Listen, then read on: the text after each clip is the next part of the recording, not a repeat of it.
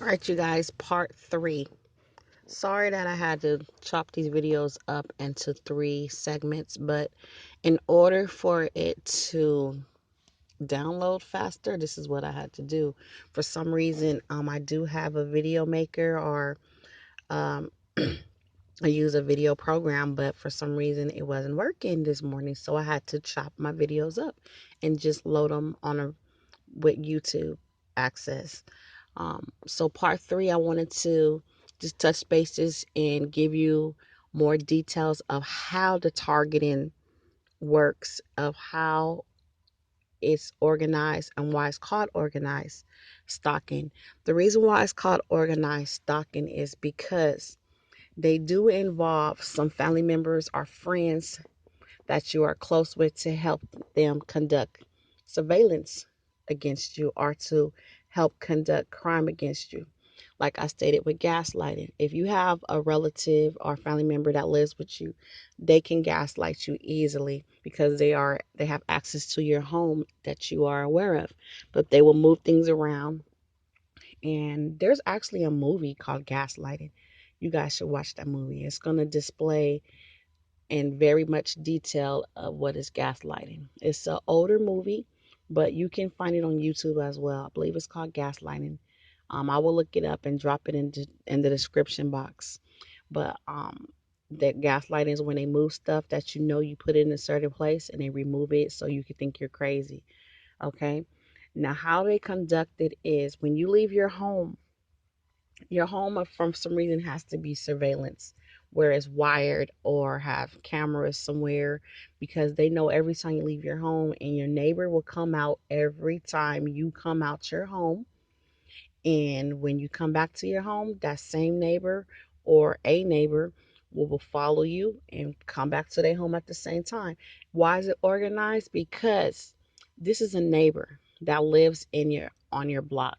So it would not look like they're following you, like they're just going home to the naked eye, to someone who is else, that you would complain to. They can get out of it by saying, I live here too. How can she tell me when to leave or how can they tell me when not to leave? That's why it's called organized crime. And how are they doing this on the streets with strangers is they have a program that, of course, your GPS with your cars, your cell phones. These people can track wherever you go in. I really think they can hear everything you're saying as well because they have this thing called street theater where they repeat what you said in order to let you know we're listening to you. Why? Because that's going to cause fear. If you have a conversation within your home and then you go outside to the store and a complete stranger repeats what you were saying, it's going to make you be shocked or you're going to be in fear. It's going to cause some type of mental breakdown. So when it happens, gain control. I'm like, oh, well, you listen to what I'm saying. I talk about topics in order for them to hear what I'm talking about. Like my car has frequencies in it, so I know that it might have wires in it.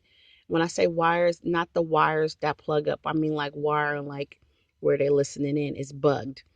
Because if I put my phone too close to the radio, it starts staticking. It never did that before. And my computer, the frequency is so loud that I have to sometimes turn it off at night. It sounds like a bunch of static. It almost sounds like when you guys ever heard somebody fix a mic and the mic will do that crackling noise, like the they touch the wire? That's how loud it is, to the point where my kids be like, "What's wrong with the computer?"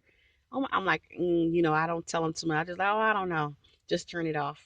We don't even be sitting at the computer and they'll do this, or it turns on by itself. When I say it turns on by itself at night and be doing stuff, and my kids be like, the computer's doing something. Okay, my phone sometimes turn on by itself. My phone turns off by itself. I could be making a video and it turns off, okay? But this is how they do it in the streets.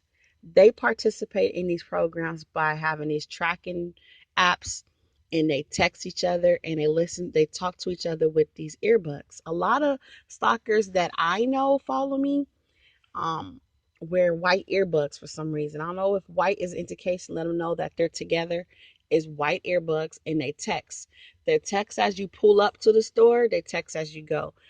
And the reason why you know that it's them, like I said, it's a spiritual warfare. You have this spiritual connection where you can just wing these people out. It can be 100 men, and you look at this person for some reason, you get this bad vibe. And then once you know, you start noticing that same person that you made eye contact with entering the store is going to be the same person that's going to leave with you in the store. That's the person that I guess is set up to target you and follow you around the store or wherever you at in your location. It's just weird. You already automatically know.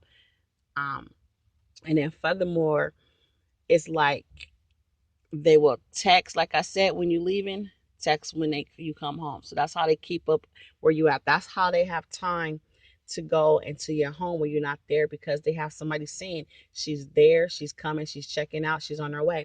Then they do tactics like this. Like for instance, I was in line and this two couple was just staring. They want to make sure you purchase your item so they can leave at the same time you did. Because I used to be the person that would get in line and jump right back out of line when I knew they was behind me. So now they have to get smarter.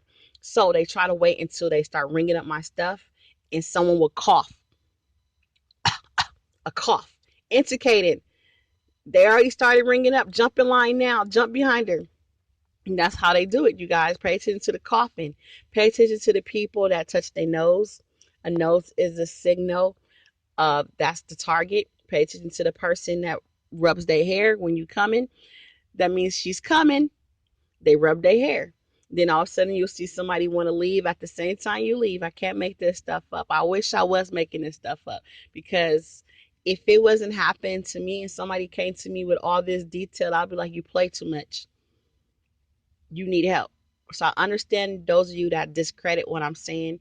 If it wasn't happening to me, I would probably discredit someone too, especially in the field that I work in, where I see some, study some cases where there is some people that are really have mental disorders. But long story short, they do that. I done heard people say your family can be involved, your family are involved, your friends are involved, but I don't give up on them because I prayed for vindication. I pray for them to see what I see. Some of the people that were against me, I think, are now being targeted because they didn't stay against me or because it didn't work for them. So now they're being targeted. For instance, I have a relative that was like, okay, yeah, why would they want to follow you? What did you do? Getting outraged that I was just crazy, and I just left it alone. Now they're coming to me like, yeah, my mail is being tampered with. Yeah, I feel like this, that neighbor you talking about. How come I see that person every morning when I'm getting on the freeway? I was like, Now it's believe you. Say, yeah, you gotta understand. I didn't believe you. I didn't believe you. You gotta understand. I'm like, okay. That's what I said. I didn't give up on that person. I kept them in my life because I prayed that God will open their eyes to seeing what I'm seeing. So don't give up on those people. I know it's hard to trust. I didn't trust them, but I didn't give up on them because I had hope that God was going to vindicate me, that God was not going to let me be the only one going through this. I have more than one relative that was against me. And I have more than one relative that I feel are coming closer to me like she's not crazy, because I'm seeing stuff too, but they're afraid to talk about it. I'm not afraid to talk about it. The only reason why I don't show my identity on YouTube is because there's been people that's been fired over this, over YouTube. Because if you work in a corporation and they feel you misrepresenting them publicly via social media, they have a right to fire you, because they can't have you employed with them by giving that negative content to their company.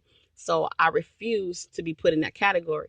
Yeah, you might be like, oh, we can recognize your voice, whatever, but can you prove it? Okay. So long story short, that was just a few tactics I wanted to go over for those of you who don't understand why it's called organized. They follow you via electronics, by text, by